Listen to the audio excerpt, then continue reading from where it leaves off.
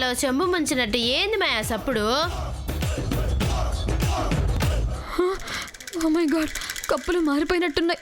ఇప్పుడు ఆలోచించే టైం కూడా లేదు. మే గండి పెట్టారు, గండి కొట్టినట్టు అయినా దీనికి. నోరు మూసుకొని చదువు.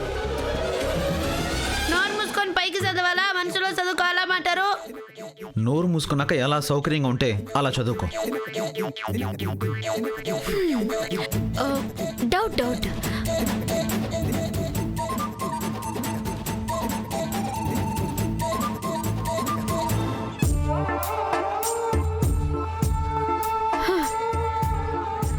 సార్ చెప్పండి. Are you okay? నెక్స్ట్ చెప్పండి.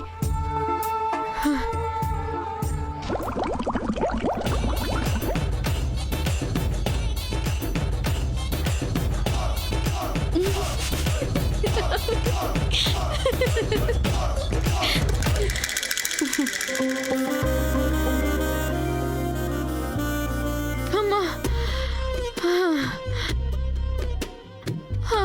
సార్ చెప్పండి. సార్ చెప్పండి.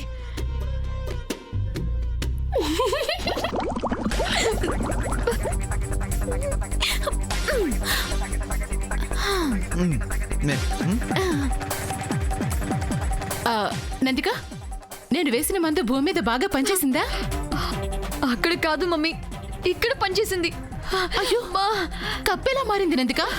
ఆ డిస్కషన్ ఇప్పుడు అంత అవసరమా? తప్పుకో.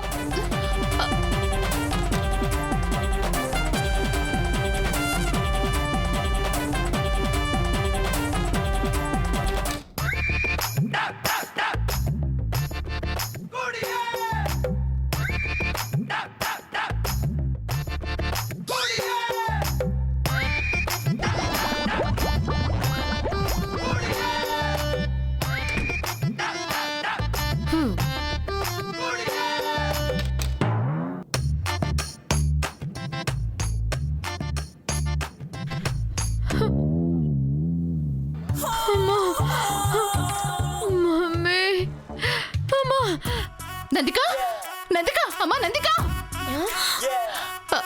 నందిక, నందిక, నందిక. ఏంటి, ఏం జరిగింది? ఏదో ఫుడ్ పాయిజన్ అయినట్టుంది అత్తయ్య. ఏమీ తినలేదమ్మ గారు, నంది కట్టుకొచ్చిన కాఫీ మాత్రమే తాగినది. ఆడికి ఈడికి ఓ 20 సార్లు తిరిగినది పాపం. కడుపు ఖాళీ అయిపోయి కళ్ళు తిరిగి పడిపోయినది. అయ్యయ్యో, సడన్ గా ఇదేంటి? ఉండు, నేను డాక్టర్ గారికి ఫోన్ చేస్తాను. అవసరం లేదమ్మ గారు, దీనికి వైద్యం వంటింట్లోనే ఉంటుంది. నేను ఇప్పుడే వస్తాను. అవంతికమ్మ గారు, మీరు నాతో రండి.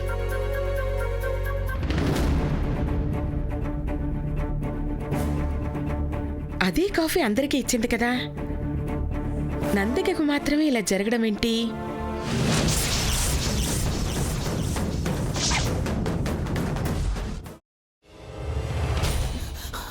నువ్వు ఇంకేమన్నా చెప్పాలా?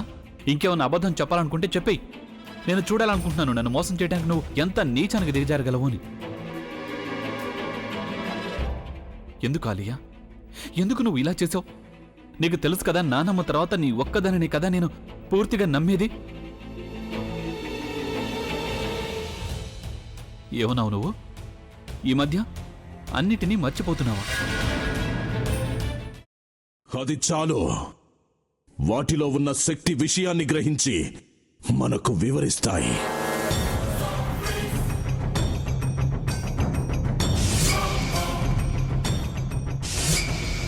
ఎవరు ఆ దండ విప్పొద్దు, గది తలుపులు తెరవద్దు.